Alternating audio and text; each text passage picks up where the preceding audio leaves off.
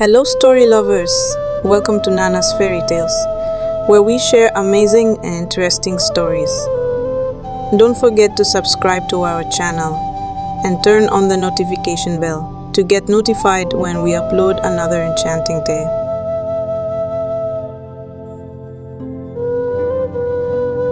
Okeke stood there, staring at the grave dug before him, and the corpses of his favorite sons laying still before him. That moment, his life flashed before his eyes. Hot tears rolled down his cheeks. He was bathed in his own sweat. He thought of how greed and wickedness landed to his untimely end.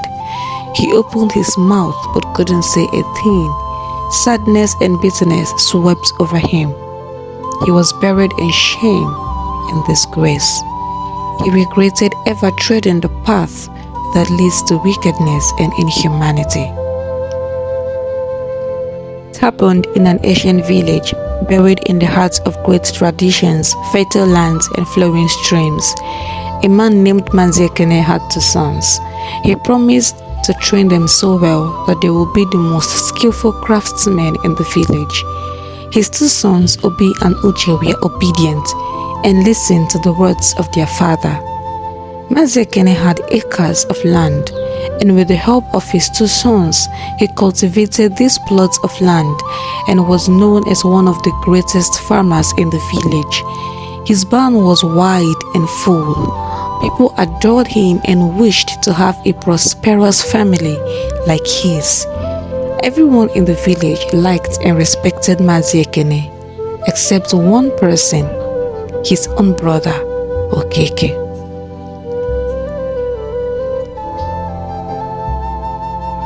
Okeke had his own family, but he never had peace. His children were stubborn and unruly. He's married to two wives who always called the attention of the villagers with their fight. Their fight is more like a ritual. Every day, the villagers expect one or more screams of fight from them. Okeke had tons of children which he does not have time to train, but his favorites were Chidi and Oge. He so pampered them that they were always troubling people and constituting nuisance. Every single day, a report must be brought to Okeke about one of his children. This made him sad and weary, as the villagers began to call him an irresponsible father that raised irresponsible sons. On the other hand, Manziekene was well respected and held at high esteem in the village. People loved him, praised him, and adored the way he takes care of his sons. His children are used to set good examples to other children in the society for hard work, obedience, and diligence. This made Okeke extremely jealous, that he began to look for a way to hurt his brother and his sons. He went to a witch doctor and got a charm which he kept on the doorpost of his own brother that made him become seriously ill. His sons cried and wept for their father. This made Okeke very happy. He would pretend to come sympathize with his brother, but would go back and laugh out loud to himself. Seeing his brother suffer made him extremely happy. His sons spent all their money buying different medications for their father, but no one was working. They sold their barn, most of their livestock, and even some of their lands, yet none of the places they went to brought any solution to their father's illness. They began to languish in poverty and starvation, having sold all they have to find solution to their father's predicament. Each time they go to Okeke for help, as their only uncle, he will laugh at them, eat a whole lot of meal in front of them, and mockingly tell them that he has absolutely no money or help of any kind to give them. They will cry and go back to their father. Okeke made sure that life was hell for Manziekene and his family. Despite this, Manziekene and his family still kept their hopes high. They never stole from anyone. They lived from hand to mouth at their own means and kept praying for divine intervention. One day, as the rooster made its first cry, Mazekene began to shake seriously. His sons became scared and ran to Okeke for help. Okeke has been looking for a way to completely tarnish the image of his brother's family. The fact that their father is almost dead isn't enough for him. Okeke said to Obi, Mazekene's son, "You know, there is a staff in the palace that has the potency to do all things. The king has kept it away from everyone. If you can find a way to steal it, take it home and put it on your father's body. He will be fine." Obi stared deep into Okeke's eyes, not knowing what to do with the information he just received from him, whether to use it or not. He walked away quietly and Okeke smiled in his heart. He had deceived the poor boy and waiting patiently for him to be punished severely. For stealing the staff of the king in that village brings about capital punishment on the perpetrators. As Okeke was walking to his farm that morning, he heard noise coming from the palace. He walked to that direction and heard people shouting, "Thief! Thief!" He smiled in his heart when he asked one man coming from the palace what the thief stole. The man said, "Some children in this community dared to steal the staff of authority of our king. This is the height of abomination. May they get the punishment they deserve." He said these words and walked away. Okeke laughed out loud and said, "It has finally happened. I have finally destroyed that proud Ekene." He walked to the palace and saw the crowd and the king addressing them. He heard the king say, "What should be done to the man whose sons entered the palace to make away with the staff of the king? The staff my fathers passed down to me as my symbol of authority."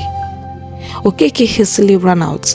He cleared his throat and began, "The children who dared to steal the staff of our king must be put to death. A nail should be driven into their skull so that the younger generation will learn from that. And as for their father, he should be buried alive for raising irresponsible children and advising them to go steal from the king." The whole villagers concurred with this idea. They shouted yes in agreement, and the king sealed it. The king ordered that the thieves be brought out and punished like the villagers had agreed. Okeke was so excited. He danced and jubilated in his mind.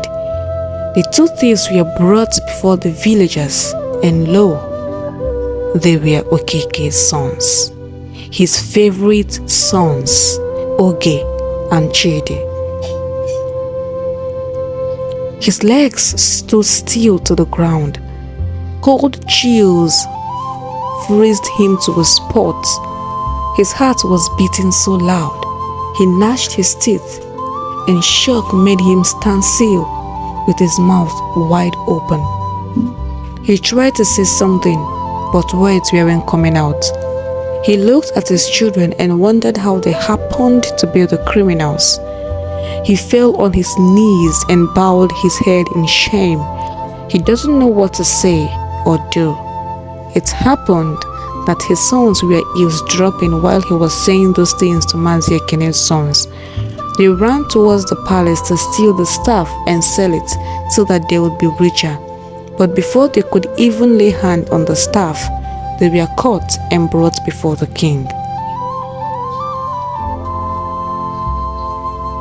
Okeke stood there, and his sons, his favorite sons, were killed right before him.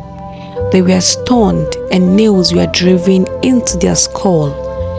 In tears, pain and regret, he confessed his atrocities, how he made his only brother sick through the help of a witch doctor in order to make him suffer, how he tried to ruin his brother's life and tarnish his image. The whole villagers shouted in surprise and spat on him for being desperately wicked. Okeke was buried alive, and the villagers rejoiced over the death of a wicked man. Back in Maziekene's house, he felt a big figure leave his body. His pain ceased at once and he was completely made whole. Just then, his two sons ran in and told him all that had happened in the village. He shook his head and said, "The one who has come to kill me will kill himself." It happened that after Mazekene's sons left Okeke's house, they went straight to their father and told him all that Okeke had said to them. He told them never to put their hand in such that over his dead body should his own children become criminals. And this is what saved them from the calamity Okeke had planned against them. And so, this is the story about the shameful end of a wicked man.